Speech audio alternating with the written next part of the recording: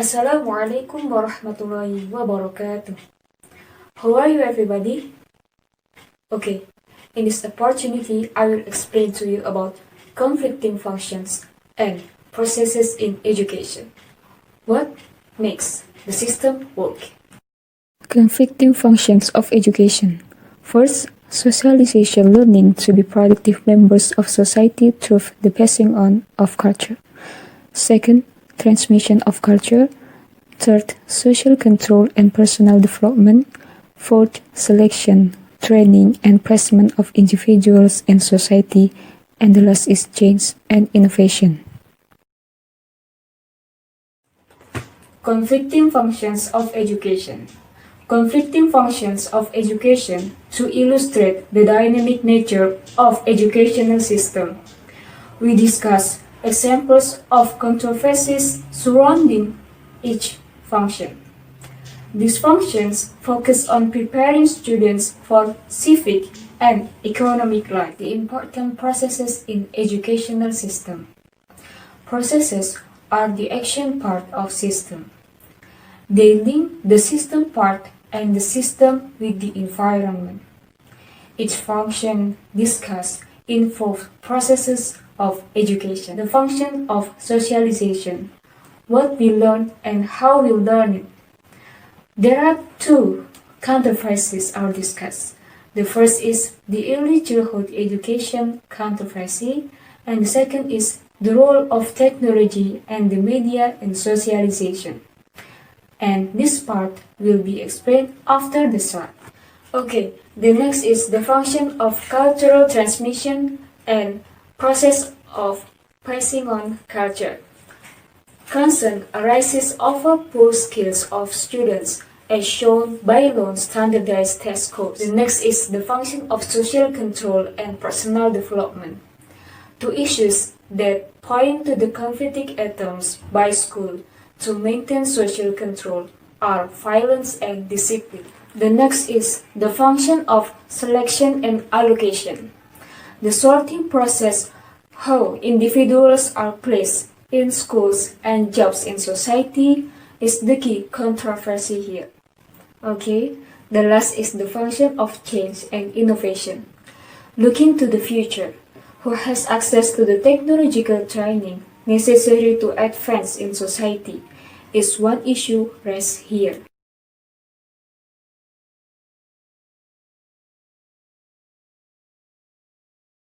Kita menuju kepada 5 fungsi utama dari pendidikan itu sendiri.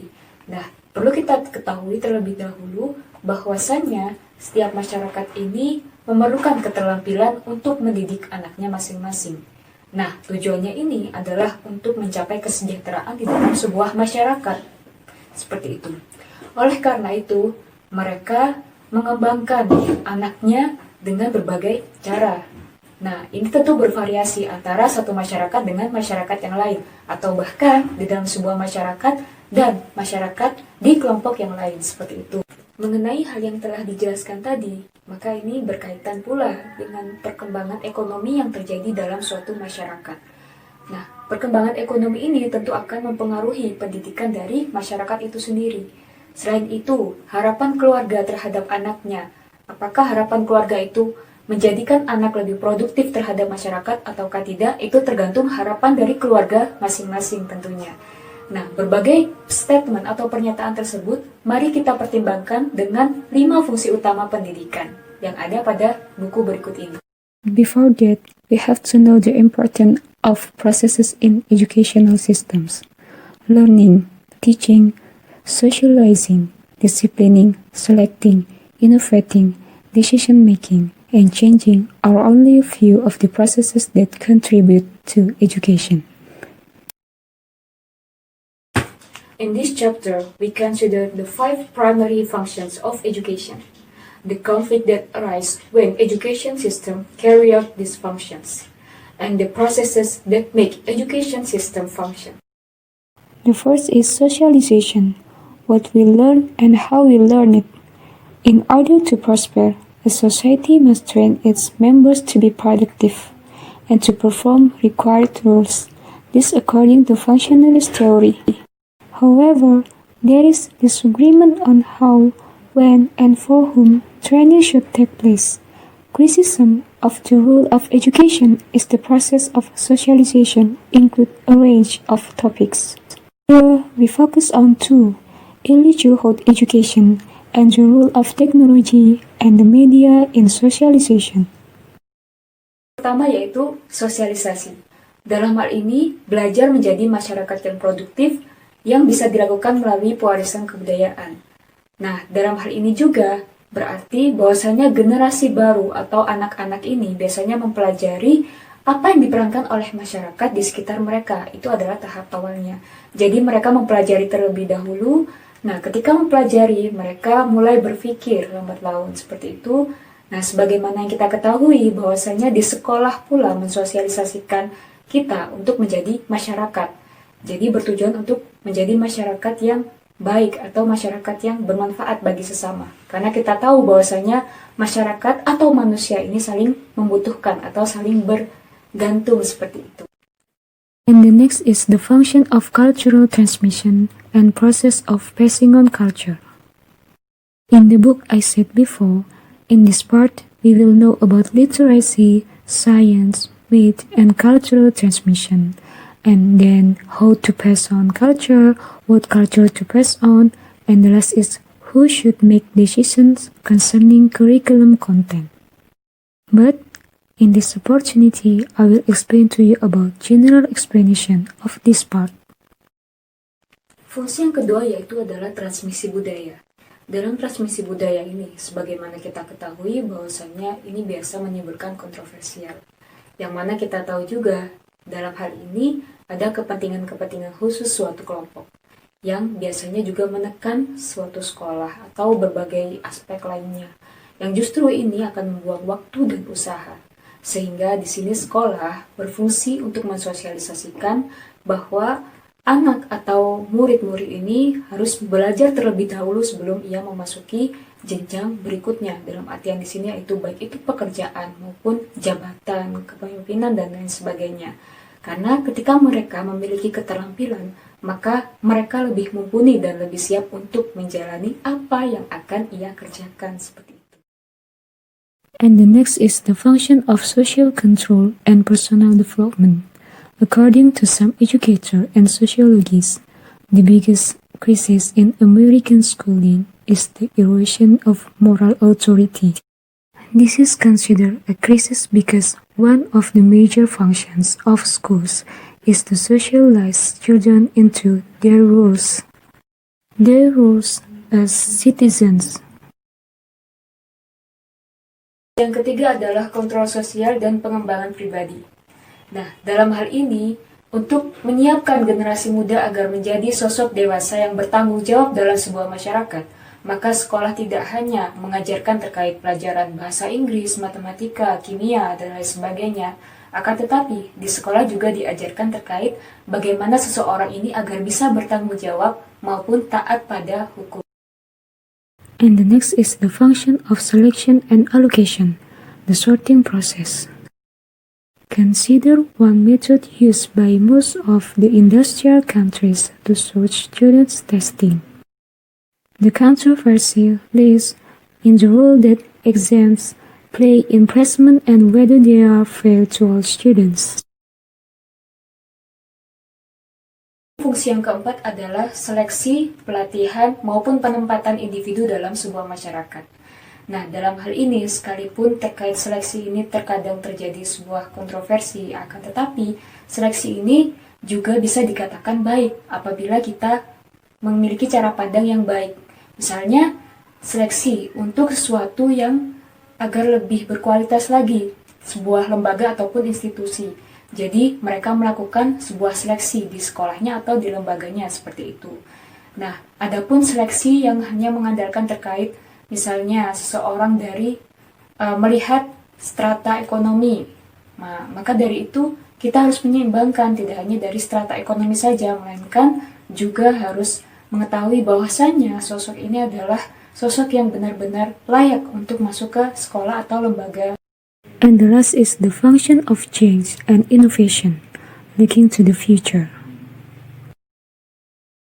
Schools provide the link with the future. It is through research and teaching the next generation new knowledge that societies move forward. In that book that I said before, we will know about how to get information important to functioning in the future. Kemudian fungsi yang kelima adalah perubahan dan inovasi. Dalam hal ini, pengetahuan baru yang baik itu berasal dari penelitian ataupun teknologi menantang siswa maupun guru untuk melakukan sesuatu hal yang baru, sehingga menghasilkan suatu kinerja yang baru pula dan menghasilkan sesuatu yang lebih baik ke depannya. Itulah harapannya, adanya perubahan maupun inovasi. Di dalam buku The Sociology of Education, A Systematic Analysis, dijelaskan dalam part ini bahwasanya ada beberapa tren utama dalam teknologi yang terdapat dalam sekolah umum yang menunjukkan beberapa hal berikut. Yang pertama yaitu meningkatnya penggunaan perangkat seluler yang ada di dalam ruang kelas. Jadi di dalam buku tersebut dijelaskan bahwasanya ada sekitar 89% siswa di sekolah ini sudah menggunakan perangkat seluler tersebut. Yang mana terkait hal ini tentunya akan menunjang suatu pembelajaran di kelas. Yang kedua yaitu terkait konektivitas internet. Siswa di sini sudah menggunakan perangkat 3G ataupun 4G dan biasanya bisa terhubung dengan Wi-Fi dan lain sebagainya yang menunjang pembelajaran itu sendiri. Lalu yang ketiga adalah penggunaan video untuk tugas kelas maupun pekerjaan rumah. Jadi dijelaskan dalam buku ini sekitar 46% guru menggunakan video di dalam kelas. Jadi penggunaan video ini sangat penting dalam pembelajaran dalam hal ini. Kemudian sementara ada sepertiga siswa yang mengakses video melalui online untuk membantu pekerjaan rumah. Dalam hal ini, selain mereka dimudahkan dalam mengerjakan tugas rumah, tentu dengan video akan mengurangi kejenuhan mereka, terutama dalam masa pandemi saat ini ya. Maka dari itu, hal ini juga penting dilakukan pada saat ini. Jadi kita menggunakan atau memanfaatkan internet dengan sebaik mungkin, seperti itu. Terkait tugas sekolah itu sendiri, jadi ada beberapa siswa yang menggunakan perangkat seluler. Di dalam buku ini dijelaskan bahwasanya ada sekitar 60% siswa telah menggunakan perangkat untuk pengerjaan tugas mereka. Tentunya perangkat seluler ya teman-teman. Jadi sebagaimana kita ketahui saat ini banyak sekali anak-anak yang sudah memiliki gawai pintar. Sehingga perlu pengawasan khusus terkait hal ini agar tidak ada penyimpangan atau penyalahgunaan terkait perangkat seluler itu sendiri. Sekalipun saat ini sedang tren yang namanya game. Namun, game itu sendiri sebenarnya juga bisa baik apabila game itu digunakan untuk edukasi. Jadi dalam buku ini pun dijelaskan bahwasanya sekitar 40% siswa ini telah menggunakan game edukasi, yang dimana bisa dikolaborasikan dengan teman sebayanya. Lalu, terkait hal ini, siswa juga memahami terkait alat yang digunakan dalam setiap tugas. Jadi tugas tertentu maka alatnya itu, sedangkan tugas yang lain maka alat yang lain. Contoh spesifik dalam hal ini yaitu bisa kita contohkan secara sederhana, misalnya kita sebagai siswa akan melakukan presentasi. Maka yang kita gunakan adalah Microsoft PowerPoint. Sedangkan ketika kita ingin mengolah data, maka yang digunakan adalah Microsoft Excel. Seperti itu. Itu adalah contoh sederhana dari masing-masing alat yang dipergunakan. Kemudian poin selanjutnya ini menarik, yaitu siswa bisa mengetahui apa-apa yang akan terjadi kemudian terkait apa yang dipostingnya di dalam internet. Misalnya mereka memposting sesuatu di dalam laman Instagram ataupun Facebook dan lain sebagainya. Jadi itu menjadi konsekuensi tersendiri apabila ia telah mengetahui apa yang akan terjadi di kemudian hari terkait yang telah diposting tersebut. Jadi dalam hal ini perlu kehati-hatian pula dalam memposting sesuatu. Kemudian poin selanjutnya adalah meningkatnya minat dalam pembelajaran online. Jadi siswa semakin tertarik untuk mengikuti kursus online. Yang selanjutnya yaitu membahas game atau permainan. Nah, sebagaimana yang telah dijelaskan sebelumnya, bahwasannya game ini baik apabila digunakan untuk edukasi dan hal-hal baik lainnya. Jadi, di dalam poin ini, siswa ini telah menggunakan beberapa game untuk mengisi waktu mereka dalam menalar pemikiran mereka, seperti permainan-permainan yang menarik untuk lebih mengasah pemikiran mereka. Hal yang berikutnya adalah tidak kalah menarik lagi, yaitu terkait media sosial. Apabila poin yang tadi adalah terkait konsekuensi apa yang telah diposting oleh mereka, saat ini kita membahas terkait media sosial yang biasa digunakan mereka untuk menyebarkan aktivitas di luar sekolah. Di suatu misal saat mereka menikmati liburan, saat mereka melaksanakan lomba di luar sekolah, dan lain sebagainya yang menurut mereka menarik untuk dibagikan kepada teman-teman yang lain atau orang di luar sana. Dan poin yang terakhir adalah terkait perangkat yang mereka gunakan, yaitu ada laptop, tablet, kemudian gawai pintar atau perangkat mereka sendiri, seperti itu. Jadi, di sini dikatakan bahwasanya laptop ini sangat penting untuk pembelajaran. Karena kita tahu, biasanya laptop ini kurang memiliki distraksi, sebagaimana telepon genggam atau gawai pintar yang biasa kita gunakan untuk hal-hal lain ketika kita mengerjakan tugas, seperti itu. Jadi, pada intinya di sini, alangkah baiknya apabila kita menggunakan teknologi dengan sebaik mungkin, agar tujuan yang telah kita buat sebelumnya juga tercapai dengan baik pula, seperti itu. Baik, sebelum pembahasan ini berakhir, saya memiliki sedikit close statement.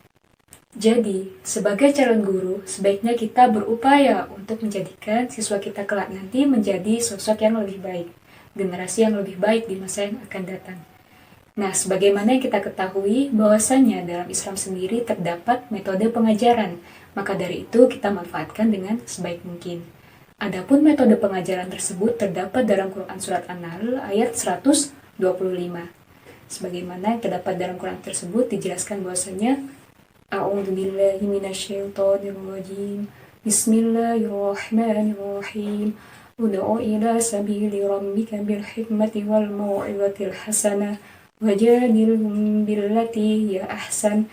Inna rabbaka huwa a'lamu biman dhalla 'an sabilihi wa huwa a'lamu bil muhtadin.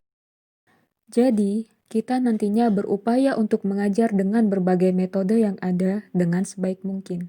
Baik itu mau'izah hasanah, kemudian hikmah, maupun jidal atau diskusi, dan metode yang lain lagi yang dapat bermanfaat untuk anak-anak ke depannya nanti. Terima kasih. Mohon maaf bila ada banyak sekali kesalahan yang datang dari saya pribadi. Wassalamualaikum warahmatullahi wabarakatuh.